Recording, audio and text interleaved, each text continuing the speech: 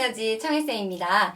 자, 오늘부터는요, 우리가 지난 시간까지는 어떻게 음식물이 우리 몸을 거쳐서 지나면서 소화가 일어나는가, 어떻게 흡수하는가에 대해서 공부했어요. 그래서 지난 시간에 최종 목적지가 바로 심장이었어요. 자, 그러면 오늘은 이렇게 심장으로 도착한 영양소를 어떻게 이제 우리 온몸으로 보내주는가, 그 순환에 대한 얘기들을 좀 함께 해보려고 합니다. 자, 그러면 최종 목적지였던 이 심장과 관련된 바로 순환에 대해서 공부를 하려면 우리 친구들이요, 혈액에 대해서 좀 기억을 해야 됩니다. 왜냐면 어쨌든 이 심장으로 모였어요. 누가 온몸으로 그 영양소를 운반을 해줄까요?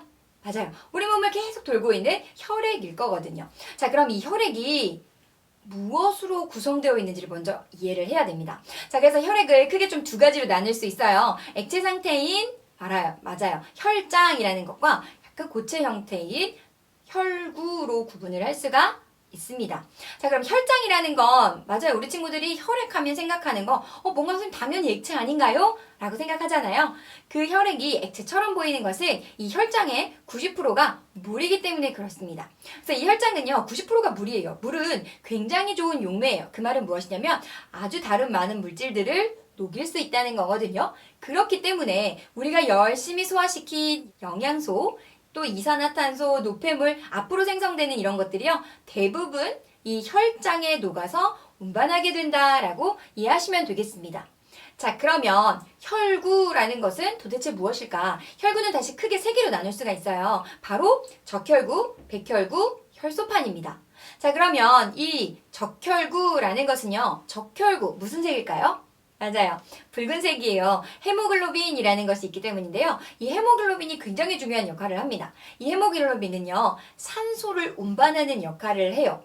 산소가 앞으로 굉장히 중요해질 건데요. 그래서 우리 친구들은 영양소는 혈장에 녹아서 이동하고 산소라는 건 혈구, 그 중에서도 헤모글로빈이 있는 적혈구가 운반하는구나 라고 이해하시면 되겠습니다. 자, 그러면 이 적혈구는 헤모글로빈이 있어서 붉은색을 나타내고 산소를 운반하는구나 라고 이해하시면 되고, 두 번째는 백혈구예요. 이 백혈구는 우리 몸에 어떤 세균이 침입했을 때 우리 몸을 안전하게 지키기 위해서 그 세균과 싸워야겠죠.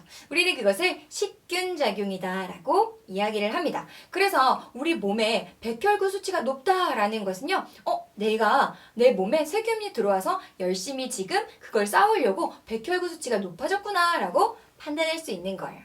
되셨나요? 자, 그러면 혈소판이라는 것은 무슨 역할을 하는가? 우리 친구들이 막 하다가 어디에 다쳐서 상처가 나서 피가 날 때가 있잖아요. 그럴 때 잠깐 두면 혈액이 굳어요. 우리는 그것을 혈액응고라고 하는데요. 이 혈액응고와 관련해서 바로 작용하는 것이 혈소판이다라고 이해하시면 되겠습니다. 자, 이렇게 혈장과 혈구로 이루어진 혈액은 어디를 타고 이동하나요? 맞아요. 혈관을 타고 이동을 하게 됩니다. 자, 그러면 심장을 중심으로 볼 때 심장을 통해서 나가는 혈액이 이동하는 관, 그것을 우리는요, 동맥이라고 해요. 자, 동맥을 타고 나가고요. 그럼 심장으로 들어오는 혈액은 정맥이라고 해요. 자, 그럼 동맥과 정맥을 연결하는, 맞아요, 우리 온몸에 퍼져 있는 그물 같은 아주 가느다란 혈관을 모세혈관이라고 하는 겁니다. 따라서 혈액은요, 무조건 한 방향으로 흘러요. 동맥에서 흘러서 모세혈관을 거쳐서 정맥으로 다시 심장으로 들어가게 되는 거죠. 이 순서를 잘 기억을 해뒀으면 좋겠습니다. 자, 그럼 이제 우리 배운 내용들을 심장 안에 넣어서 어떻게 우리 온몸에서 순환이 일어나고 있는지를 한번 확인해 보도록 하겠습니다. 자, 그럼 먼저 우리 친구들은요, 우리 사람 몸의 심장에 대한 구조를 좀 기억해야 돼요. 심장은 우리 친구들 오른손 크기 정도로 되어 있습니다. 두 개의 방과 두 개의 실로 되어 있어요. 그래서 우리는 그것을 이심방, 이심실의 구조다라고 기억을 해주면 되겠습니다. 자, 구조 한번 볼게요. 이렇게 네 부분으로 나눠서요, 두 개의 방과 두 개의 실로 되어 있어요. 그래서 우리 친구들, 선생님 위에가 방인가요? 아래가 방인가요? 헷갈려 해요. 선생님이 외우기 쉽게 방실, 방실, 위에부터 기억을 해주면 되겠습니다. 자, 그러면 저렇게 네 부분으로 나눠주고 방실, 방실이라고 적어 놓은 다음에 좌우를 좀 우리 친구들 판단해야 되는데요. 바로 이 심장이 나의 심장이다 라고 보는 거예요.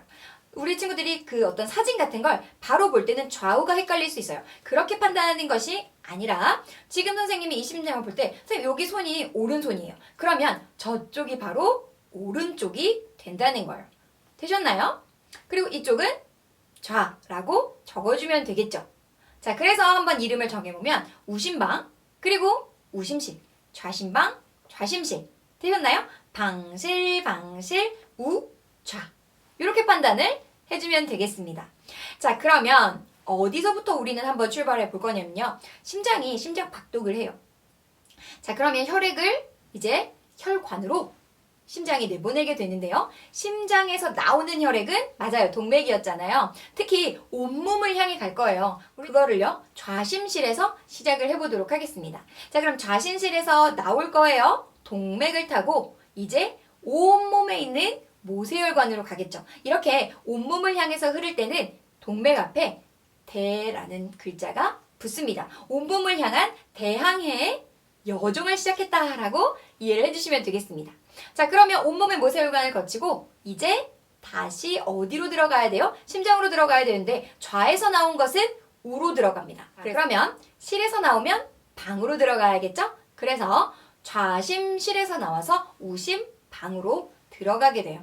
자, 그러면 그때 혈액은 맞아요. 대항해의 요정을 마치고 들어오는 대정맥이 되겠네요. 자, 그럼 이렇게 우심방으로 들어온 혈액은 아래로 다시 툭 떨어져요. 그럼 우심실에서 시작되겠죠? 우심실에서 나온 혈액은 맞아요. 심장에서 나왔으니까 동맥이에요. 근데 어디로 향할 거냐면 폐로 갈 거예요. 폐로. 자, 그래서 우리는 그것을 폐동맥이라고 해요. 자, 그러면 폐로 쭉 이동합니다. 그러면 모세혈관과 연결되어 있어야겠죠. 그래서 폐 모세혈관을 거쳐서 다시 심장 안으로 들어갈 건데요. 어디서 나왔어요?